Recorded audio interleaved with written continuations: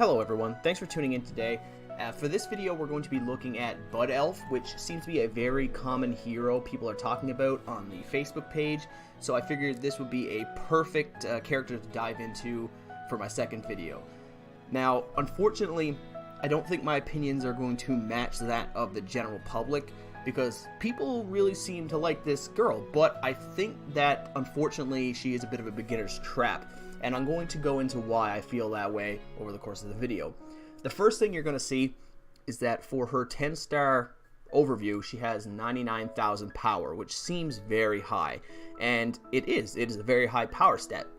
But this is a perfect example that I can use to show that power stat is almost irrelevant in this game. The actual synergy between a character's base stats and their abilities is going to be far more important than this number ever will be. So let's go into our base stats. She has 689,000 health, which is pretty high actually. I think it might be the highest in the game right now, so she does look like a good tank from that standpoint. Then she has 15,000 attack, which is again fine for a warrior. Most warriors / tank units don't really have a lot of attack, so that's not out of the ordinary. Then she has 2,300 armor, which is quite high, again complementing her health. So we do have a bit of synergy there where she has very high health and very good armor. Those two things work together. And her speed is 1152, which is pretty average, nothing special. She's going to be pretty close to the center in terms of attack speed. She's going to go before a lot of the priority heroes, but after a lot of them as well. So you're going to see units like Amazon are going to get to swing quicker than she will. So let's move on to her abilities now, where I think is actually the crux of the problem. Her first ability deals 117 attack damage against all enemies and burns them, dealing an extra 50% attack for each round for 3 rounds. And she also gains 20% attack and 20% crit for 3 rounds. So these buffs are pretty good.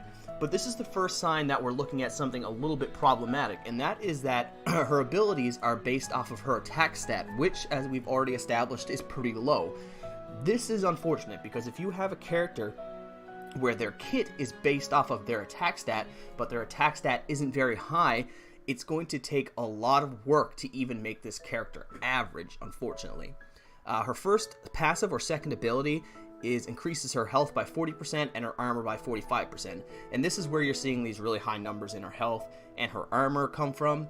This also does mean that as you stack gear and crystals that boost up health, she will become incredibly tanky, but to what end would ultimately be the question.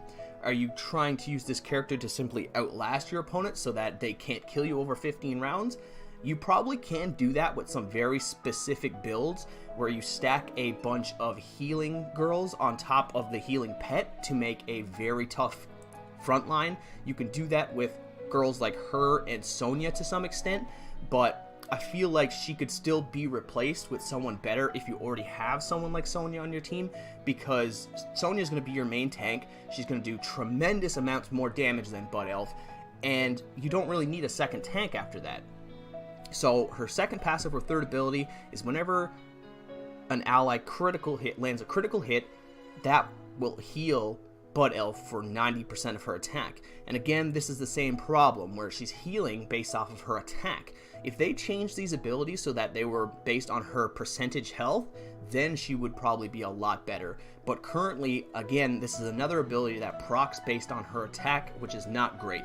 And while it does rely on your other teammates to do the critical hits, which is great because you can have teammates that have high crit and will crit often to proc this, the fact that the healing amount is based off her attack stat means that these heals are not going to be that much, at least not compared to her health. I mean, if you look at it right now, 90% of 15,000 compared to her 600,000 health, almost 700,000 health, that's going to be minuscule in comparison. And her last ability is when taking damage, reduces the target's armor break by 15% and burns it for 50% of her attack for 6 rounds.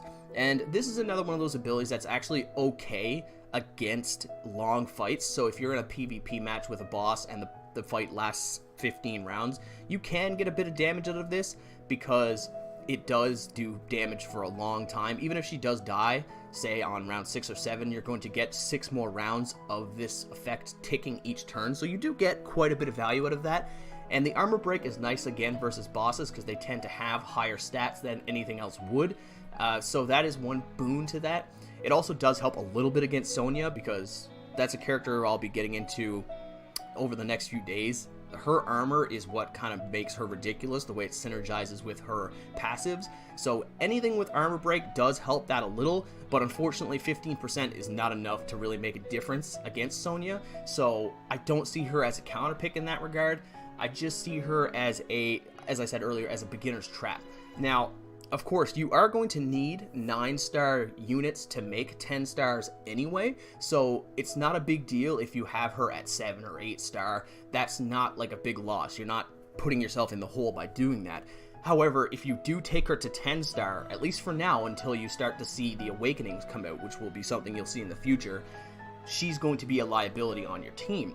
Now, if you are a free-to-play player, or if you're not paying a fortune, like if you just buy the monthly packs, she might be the best option you have for a tank, because girls can be very difficult to get for players that are not willing to spend a lot of money. So in that case, Bud Elf is a reasonable tank. She does survive quite well because of her high base stats, and she does heal a bit, so that does help. But if you're someone who's trying to make an ideal team moving forward into, say, a year or 2 years' time, Bud Elf is not going to be a part of that team, unfortunately. So if you do have her at 9 stars, or if you do have her and you're working towards making her better, I would not recommend putting a ton of resources into her. Do not waste too much of the gems that you use to boost your crystals, for example, because that stuff is going to be hard to get back and you're going to need a lot of it, so putting it on Bud Elf might not be the best option. But anyway, guys, thanks for watching. Let me know what you guys think. Do you think that I've made a mistake here? Is Bud Elf better in some way that I have not thought about? Is there a use that I have missed out on? So let me know in the comments below. And as always, guys, thanks for watching and have a great day.